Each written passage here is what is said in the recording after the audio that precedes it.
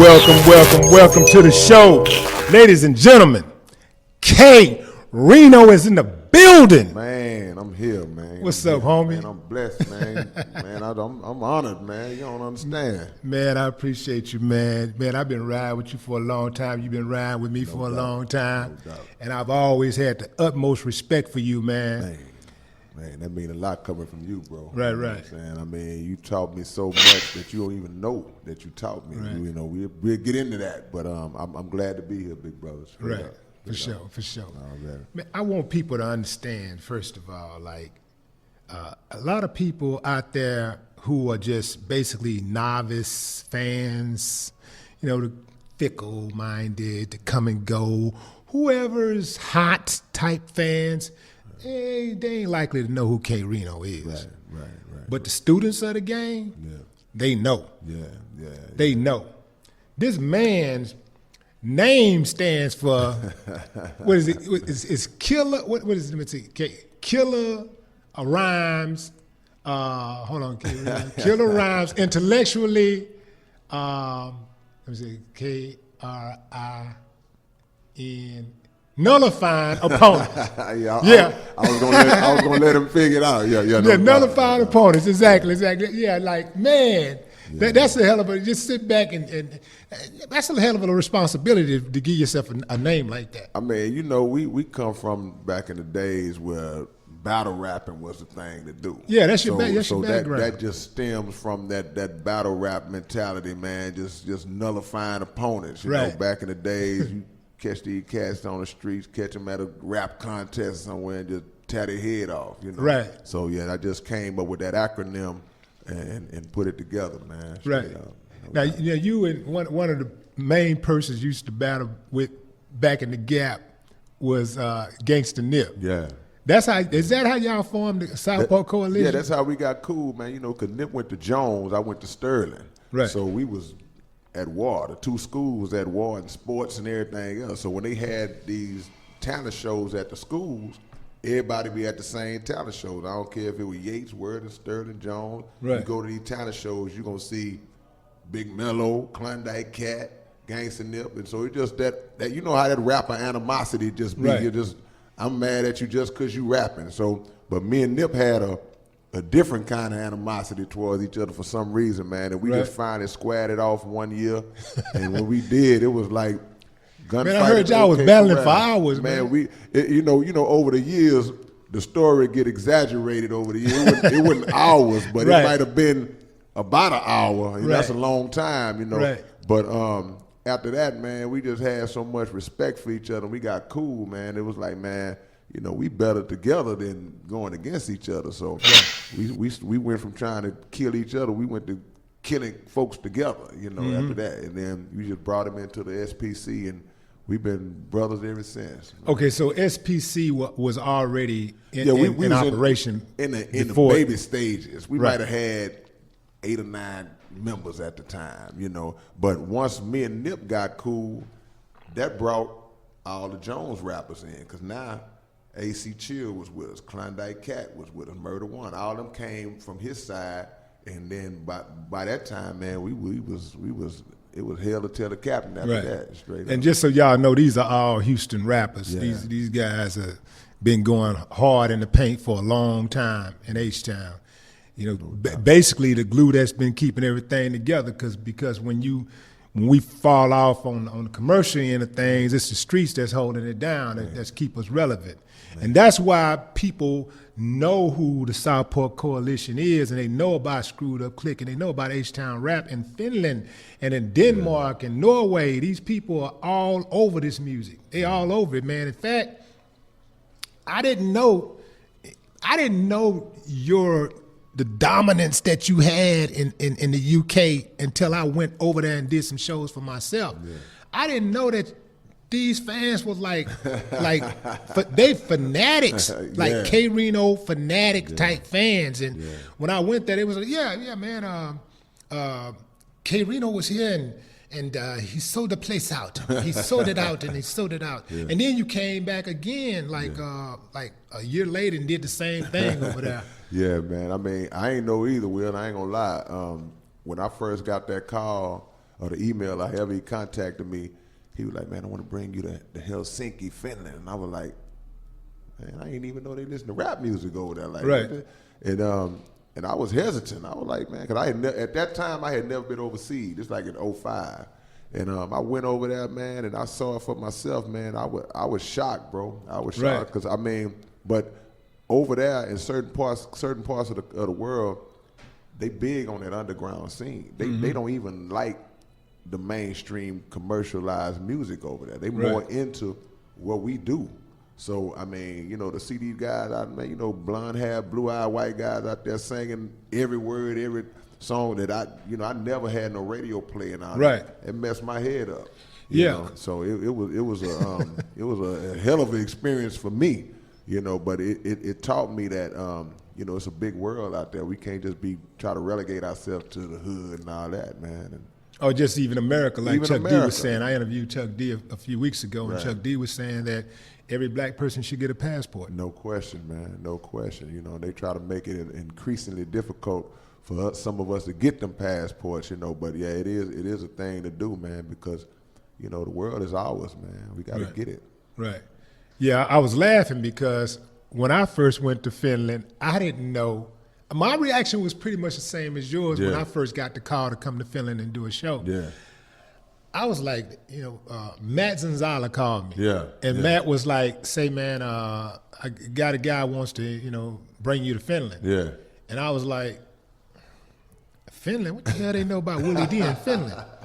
So I was like, well, tell him to send the money. Right. And we'll see.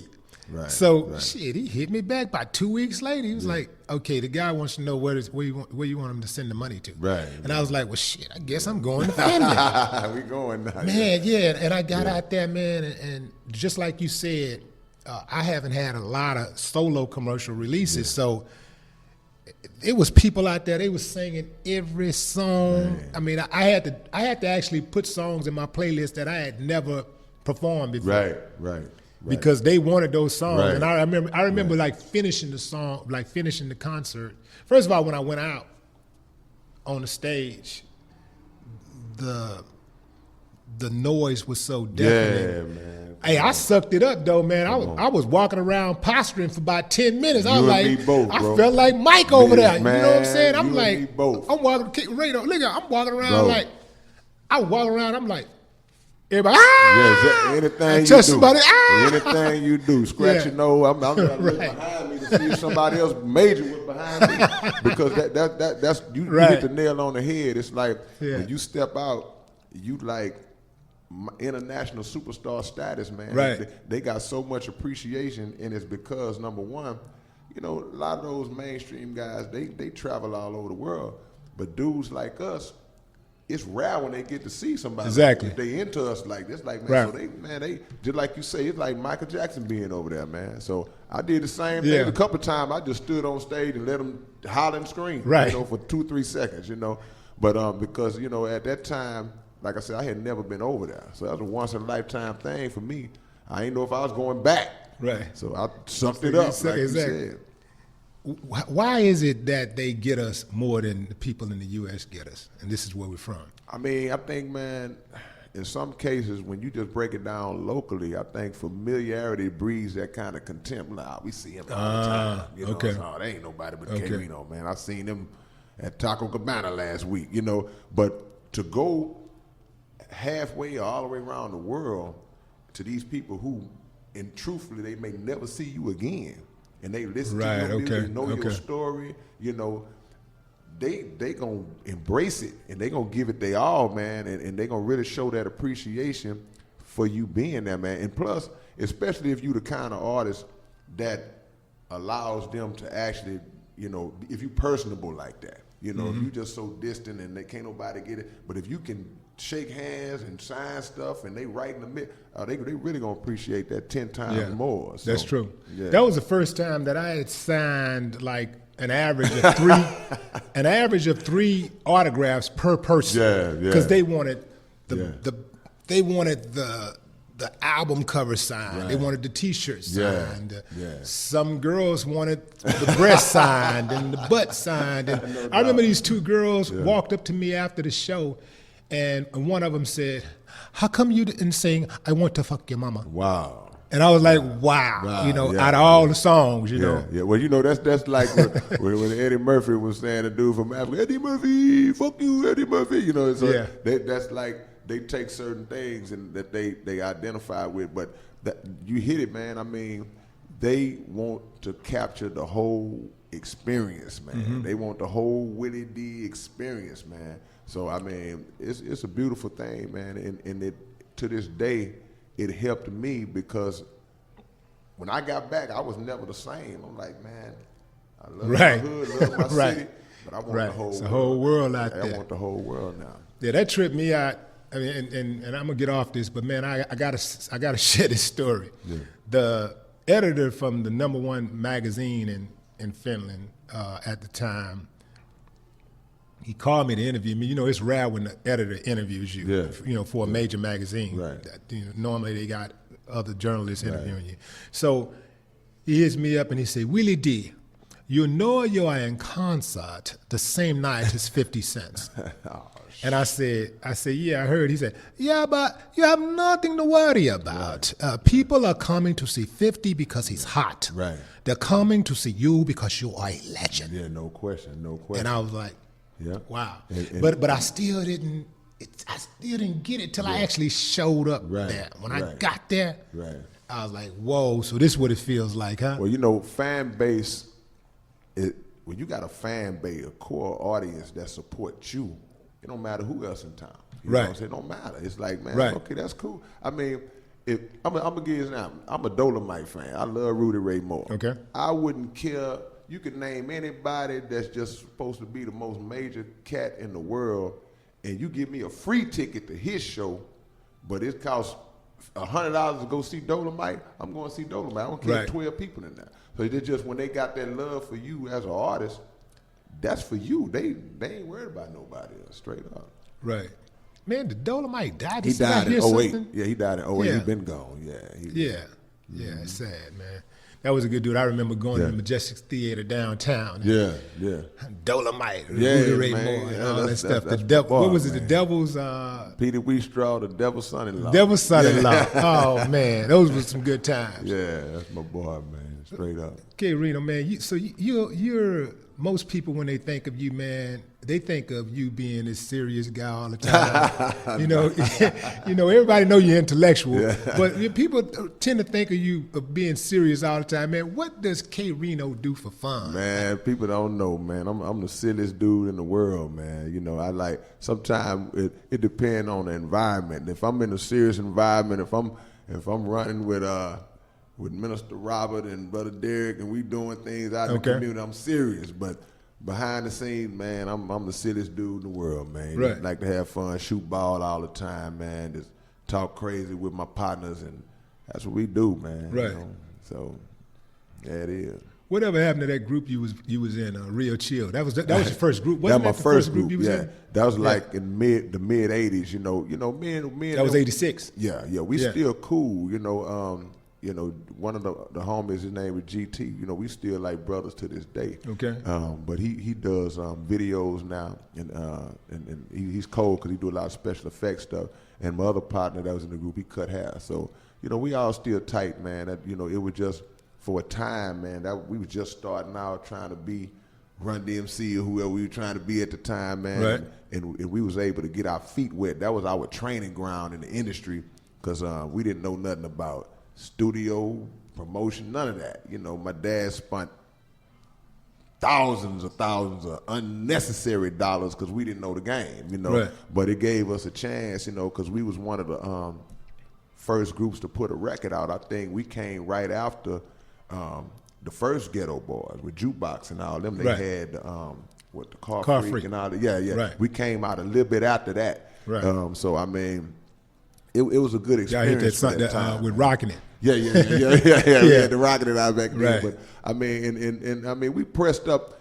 It was straight on vinyl. We ain't had CDs wasn't around at the time, and we didn't do no cassettes, and we just pressed up 10 million vinyl. You know what I'm saying? I didn't know what we was gonna do with them. You know, But and I still got some today stacked up in the closet. But you ain't trying to sell them? I mean, you can make a lot of money on eBay with those things. Hey, look, I took some to Finland. Yeah, and sold. I know the they hell ate it out up. of them. I know they ate that up. Yeah, straight up. And but if people ask for them, I bring some out. And on certain occasions when I do like a album release or a big show, I bring them out and I just give them away. Man, you put them things on eBay, man, and get paid because no question. Vinyl records are a big thing right now. Yeah. People paying minimum $100 for those records. Better than old stuff like that. Yeah.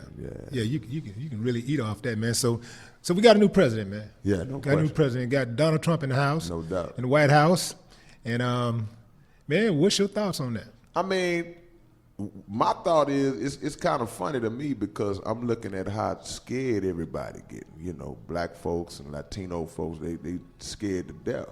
So when I see that, I'm like, okay, well, if you're getting that scared and nervous behind a politician being placed in office, then you don't have the belief in a God that you claim you have. Because if you a Christian, a Muslim, or whatever it is you claim, and you worried about some dude in office, man, then your faith ain't as strong as you claim it is. I mean, I honestly believe that.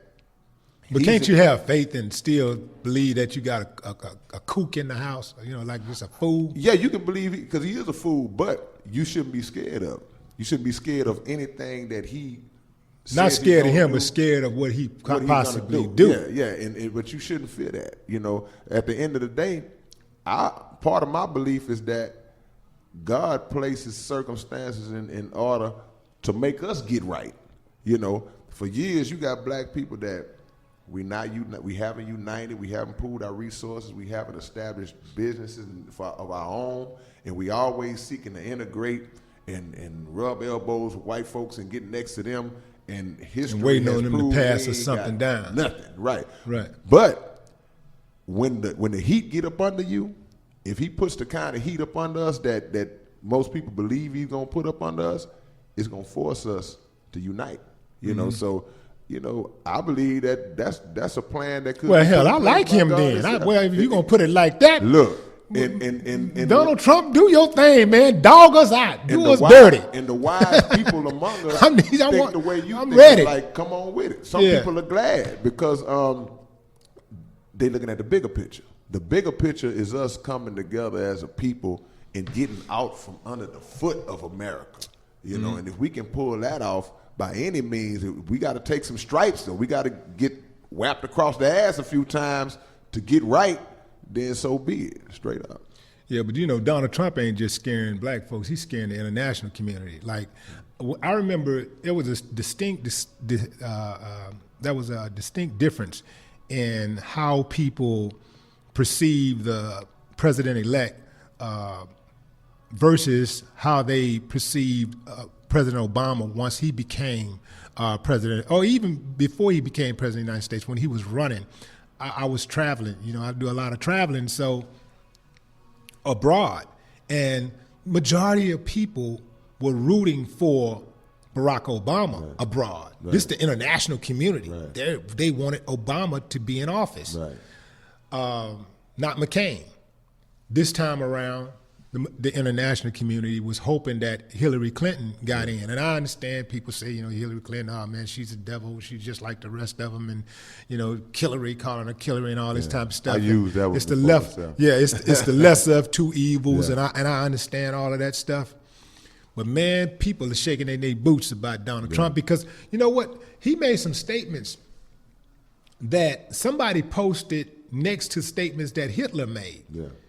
And man, they were eerily similar. Right. So when you start thinking about what Hitler was able to do and how people just totally disregard it, because when you think about when I really think about Hitler, when I read his the autobiography of Hitler and all that stuff, and I read stuff about Hitler, he didn't seem like that smart of a dude to me. Right. He really just seemed like a off dude. He seemed like he was off. He was something missing. Yeah. He was thrown off. There was something missing in his life. Yeah. And he just had the prowess to get to that point to where he could convince people to follow him.